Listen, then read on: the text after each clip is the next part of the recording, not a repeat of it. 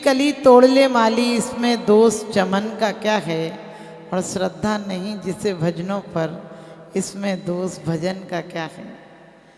क्योंकि हम भजन रोज करते हैं, लेकिन श्रद्धा से करते हैं या नहीं करते हैं। विश्वास किसी पर भी जम जाता है, कभी भी टूट जाता है, लेकिन श्रद्धा वो कहलाती है जो प्राण जाए, लेकिन श्रद्धा नहीं जाती है। श्रद्धा जिस पर हो जाती है उसके लिए जान भी कम नजर आती है, उसके लिए प्राणों का कोई मूल्य नहीं रहता है। हम एक प्रथमान योग में देखते हैं कितने महापुरुष हुए जिन्होंने धर्म के लिए अपने प्राणों की आहुति भी दे दी। क्योंकि देह तो बदलना है, 50 साल में बदले, 100 में बदले, 1 कोटि पूर्व में बदले, और चाहे हजारों लाखों सालों में बदलेगी, देह तो एक दिन बदलेगी, लेकिन चेतना एक बार यदि समीचीन हो जाए तो चेतना महाचेतना बनकर ही सांस लेती है। आज तक हमने मंदिर गए, पूजाएं की, लेकिन विज्ञान भी कहता है इंसान बहुमुखी चित्त वाला है। क्योंकि चेहरे पे चेहरे हैं, दाग बहुत गहरे हैं, चेहरे पे चेहरे हैं, दाग बहुत गहरे हैं। और धर्म के नाम पर हम अंधे और बहरे हैं, धर्म के नाम पर हम अंधे और बहरे हैं। हम मंदिर में कई बार संकल्प कर जाते हैं, रात में आपने सोचा होगा, सोच के सोते हैं कि कल सुबह ये काम करेंगे, सुबह 4 बजे उठकर सामायिक करेंगे, माला फेरेंगे, मंदिर जाएंगे। पुरुष लोग सोचते हैं हम अभिषेक करेंगे, दान देंगे, लेकिन फिर लगता है आज तो सो जाओ, कल से देख लेंगे, आज तो रहने दो, कल से देख लेंगे, अभी इस साल तो रहने दो, अगले साल देख लेंगे। जबकि पल का भरोसा नहीं है, 1 सेकंड का भरोसा नहीं है। हमारे लोग कहते हैं रावण के 10 मुख थे, मैंने कहीं बोलता 1 मुख से था। आज आदमी के पास 1 मुख है, लेकिन 10 मुख से बोलता है। बोलने में, देखने में, चलने में, फिरने में, हर जगह आदमी नकली हो गया।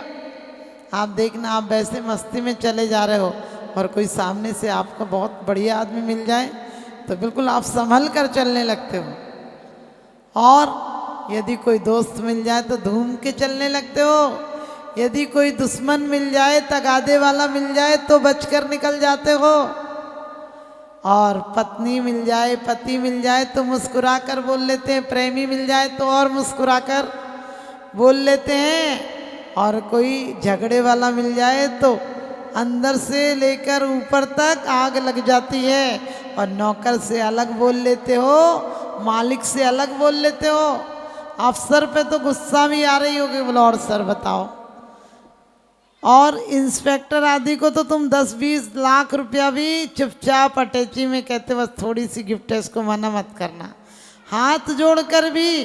अब आप बताओ, परमात्मा बड़ा है आपको कि अफसर बड़ा है?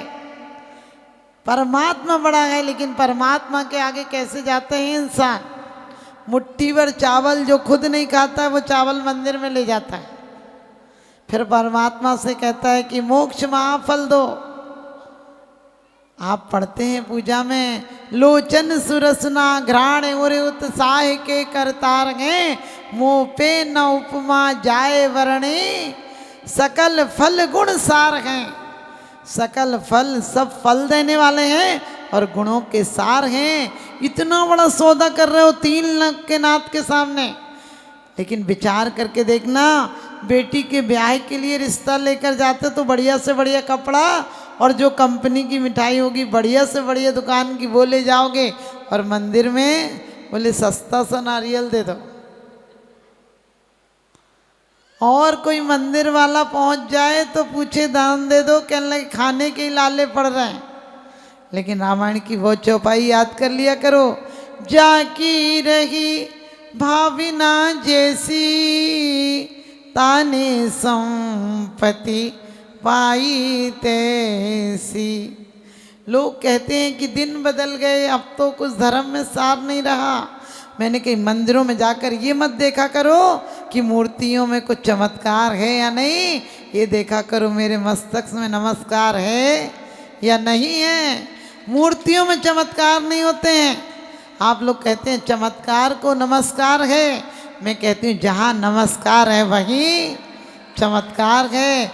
एक चमत्कार ऐसा बता दो कि जिसमें पहले चमत्कार हुआ हो, बाद में नमस्कार हुआ हो।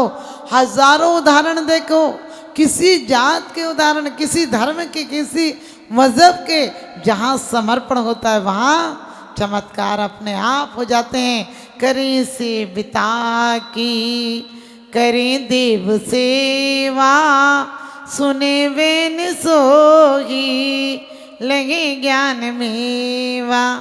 एक नहीं अनेकों चमत्कार हो जाते हैं।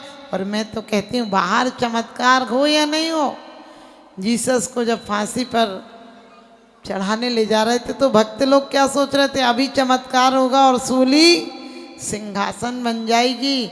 लेकिन ये चमत्कार नहीं था, सूली सिंहासन बन जाती तो शायद इतने नहीं पूजते। लेकिन हंसते हंसते सूली को स्वीकार कर लिया, इसलिए आज कितने पूजने लगे। पार्श्वनाथ चाहते तो संबर देव की क्या औकात थी कि पत्थर फेंक लेता, इतनी शक्ति थी, इतना बल था, कोई बाल बांका नहीं कर सकता था। लेकिन उन्हें पता था कि स्वयं किए हैं जो कर्म उनको झेलना पड़ेगा। और सच पूछो तो सम्यक दृष्टि धर्मात्मा पुरुष झेलता नहीं, उसे पता ही नहीं चलता, उसे तो अपमान भी सम्मान लगता है। एक व्यक्ति किसी संत के पास गया और कहने लगा तुम 9 बजे तक सो रहे हो, तुम्हें ब्रह्म मुहूर्त में उठना चाहिए।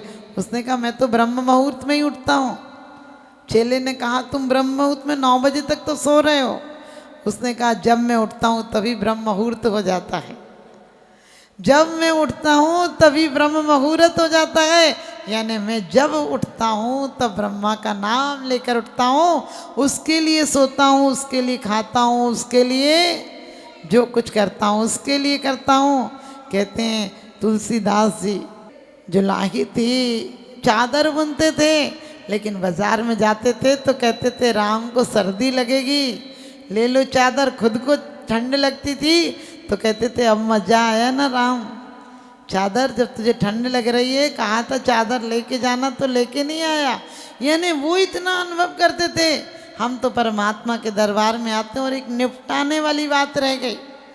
हम क्या पढ़ते हैं, ई विधि ठाणो होय के प्रथम पढ़े जो पाठ, धन्य जिनेश्वर देव तो नासे कर्म जुआट। इस शब्द को आप समझ लेंगे, ई विधि किस विधि से, जिस प्रकार से देव प्रमादी नहीं होते हैं, देव को आलस नहीं आता है, रोग नहीं होता है, शोक नहीं होता है, कभी अनुत्साहित नहीं होते हैं, इस प्रकार से मैं तुम्हारी पूजा करने आया हूँ।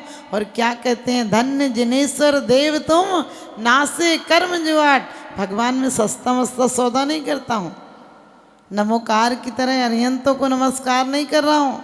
मैं तो पूज्यता के भाव से आया हूँ, जैनी हूँ, जिन धर्म के लिए पाने को नहीं जिन बनने के लिए आया हूँ। जैन धर्म और कितनी बार पाएंगे, स्वर्ग में जब जब गए हैं तब तब हमें जैन धर्म मिला है। यदि भवनत्रक में भी पैदा हुए, मिथ्या दृष्टि भी हुए, तो कुल देवता जानकर उनको पूजा है। और यदि सम्यक दृष्टि हुए तो वीतराग देव जानकर पूजा है। वीतराग देव जानकर पूजा है तो 2-4 भव में नियम से मोक्ष हो जाएगा। और यदि कुल देवता जानकर पूजा है तो और कितने भव निकल गए, और अनंत अनंत भव निकल जाएंगे। लेकिन हमें पूजना है, ये सोचकर हमें नहीं पूजना है कि जैन है इसलिए मंदिर आते हैं, तो हिंदू अपने मंदिर जाता है, इस्लाम वाला मस्जिद चला जाता है, इससे कोई फर्क नहीं पड़ता है। ना हम पुण्य के लिए करते हैं मंदिर के दर्शन, ना हम पैसे के लिए करते हैं, ना परिवार के लिए करते हैं। हम तो स्वयं को परमात्मा बनाने के लिए उनके दर्शन करते हैं। और ध्यान रखना, हम लोग अंदर में क्रोध चलता रहता है, बाहर से क्षमा की बातें चलती रहती हैं, अंदर में घृणा चलती रहती है, बाहर से प्रेम के गीत चलते रहते हैं। यदि गीत गाना सीख जाओगे तो हो सकता है कि नकली आदमी बन जाओ। कोई की प्रेम की पुस्तकें लिख सकता है लेकिन प्रेमी नहीं हो सकता है। और हो सकता है एक अक्षर भी प्रेम के बोलना नहीं जानता हो लेकिन प्रेमी हो। हम लोगों ने भी क्या किया, अपने दिमाग से इतना बड़ा दिमाग मिला, इतनी बड़ी उम्र मिली 70-80 साल की, जो कुछ भी, किसी की 100 बरस की ज़िंदगी से कुछ नहीं होता, किसी की 2 बरस की ज़िंदगी 100 काम करती है। यहाँ लोग 52-52 साल के हो के मर जाते हैं, कुछ नहीं कर पाते हैं, और महावीर भगवान 72 साल में भी क्या कर गए, क्योंकि जिंदगी के मंडप में हर खुशी कुंवारी है, और यहाँ कौन किससे मांगने जाए, हर कोई भिखारी है, हर कोई भिखारी है। हम सोचते हैं पत्नी हमारा काम करती है, पति हमारी, सच पूछो सब रिश्ते स्वार्थ के लिए हैं। पत्नी को पता है कि पति हर फरमाइश पूरी करेगा, और पति को पता है कि ये इसके हमारी घर की व्यवस्थाएं बना कर रखेगी, और फिर हमारी दौलत का प्रदर्शन तो यही करेगी।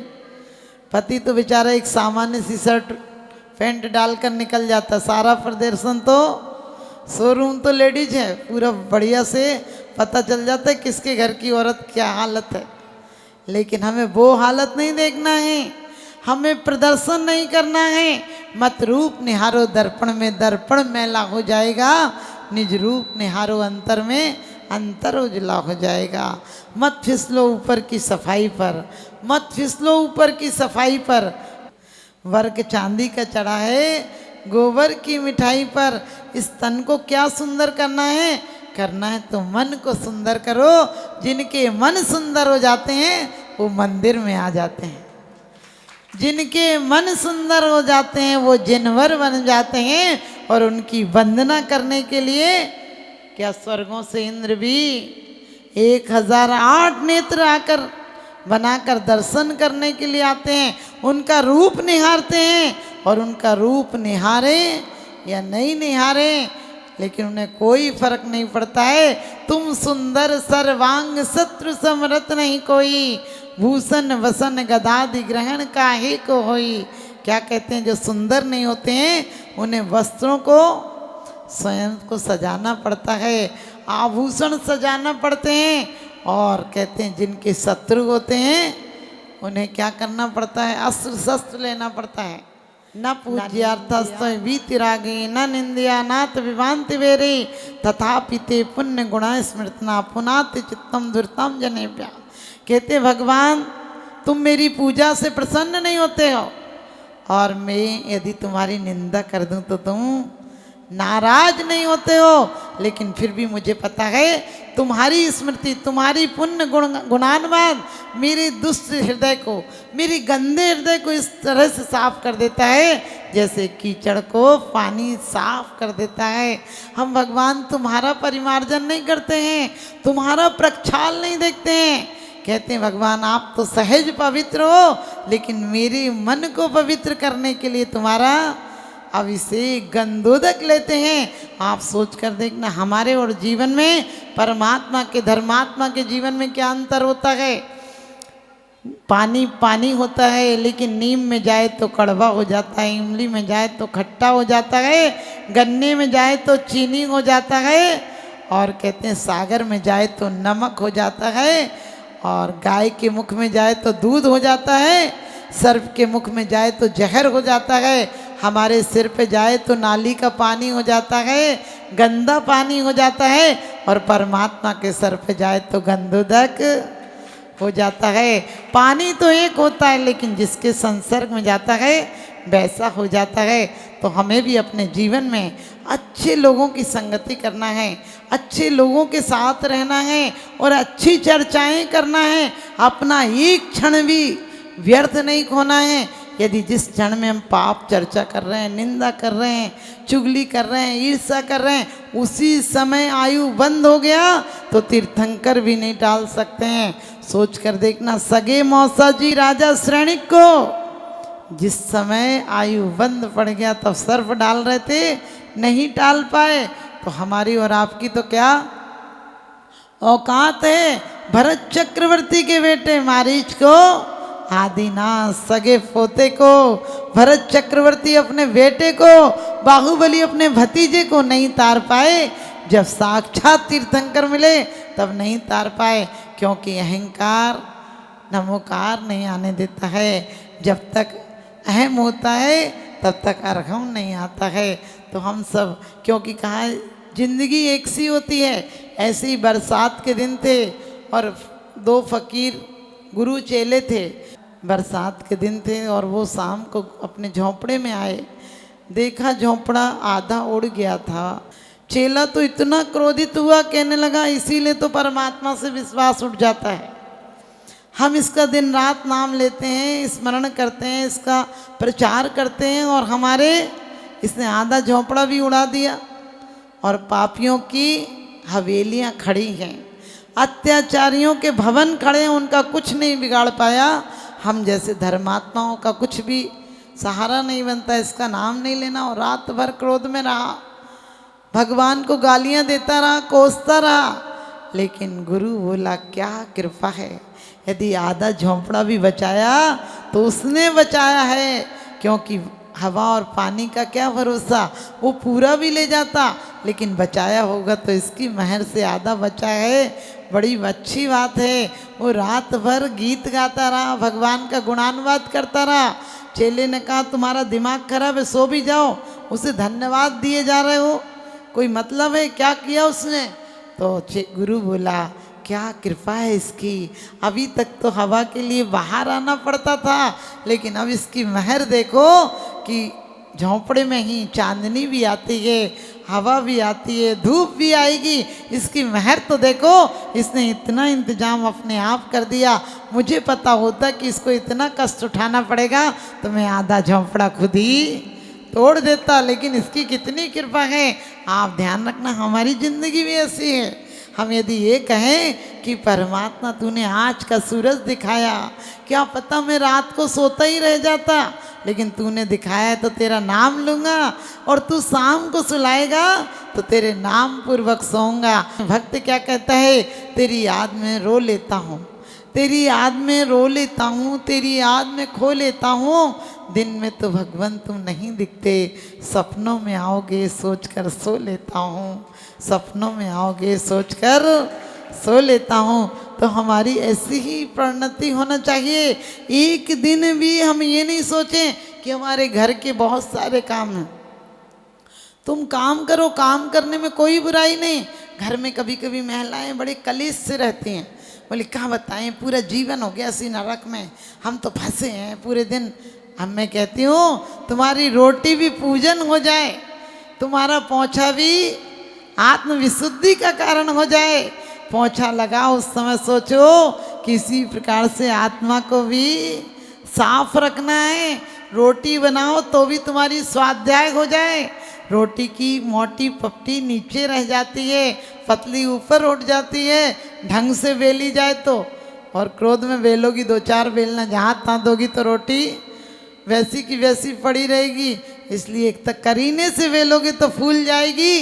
यही है विशुद्ध शुद्ध आत्मा ऊपर उठ जाती है और बुद्धगल की परिणति नीचे रह जाती है। झाड़ू भी लगाओ तो तुम्हारा आत्मचिंतन हो जाए कि परमात्मा जिस प्रकार से कचड़े को निकालती हूँ, इसी प्रकार से विकारी परिणामों को, विभाव परिणति को, राग की परिणति को, मोह की परिणति को, कलेश को फेंक दूं तो दोबारा ख्याल नहीं आए। कचड़े को फेंकते हो तो क्या याद करते हो, एक कचड़ा तुझे भेज रहा हूँ, सिराते थोड़ी ना। कचड़े को फेंका, समझ में आना चाहिए कचड़ा, फिर तो फिक जाता है तुरंत। इसी प्रकार से आज तक हमने कांच को हीरा समझा है। जिस समय हीरे का पता चल जाएगा तो बाप बार बार कहता था तू दुकान चलाए कर, मैं मर जाऊंगा तो क्या करेगा। बेटे ने कहा क्या चलाना दुकान? उन्होंने कहा देख अपने सेव फल की दुकान है, और कोई आए तो कह देना कि ये 100 रुपये किलो हैं, ये दूसरे वाले 50 रुपये किलो हैं, वो आधे अच्छे हैं आधे खराब हैं, आपको लेना हो तो ले जाओ, नहीं लेना हो तो और कोई आके ले जाएगा। तो बेटा बड़े अहंकार से बोला, इतनी सी बात थी, बार बार कहते थे दुकानदारी सीख ले, दुकानदारी सीख ले। मैं 1 मिनट में मैं तो पूरी दुकानदारी सीख गया। बाप ने कहा कैसे सीख गया? कहने लगे मैं बता देता हूँ, 100 रुपये किलो, 50 रुपये किलो, आधे अच्छे हैं आधे खराब हैं। क्या बोला बेटा? अहंकार से बोला। मुझे एक बार में व्यापार याद हो गया। 100 रुपये किलो, 50 रुपये किलो, आधे अच्छे हैं आधे खराब हैं, और कह दूंगा तुम्हें लेना हो तो ले जाओ, नहीं तो और कोई आके ले जाएगा। पूरी बात तो याद हो गई। व्यापार व्यापार करते थे। बाप ने कहा बेटा जब करेगा तब पता चलेगा सीखा कि नहीं। दूसरे दिन बाप तो किसी काम से बाहर जाना था, चला गया, चौराहे पर दुकान थी। एक राहगीर आया और बोला रास्ता किधर जाता है। उसने बोला 100 रुपये किलो। उसने कही तेरा दिमाग खराब है क्या। बोला 50 रुपये किलो, आधा अच्छा आधा खराब है। बोले तुझे पागल खाने ले जाना पड़ेगा क्या। बोले आपकी मर्जी हो, नहीं तो और कोई आके ले जाएगा।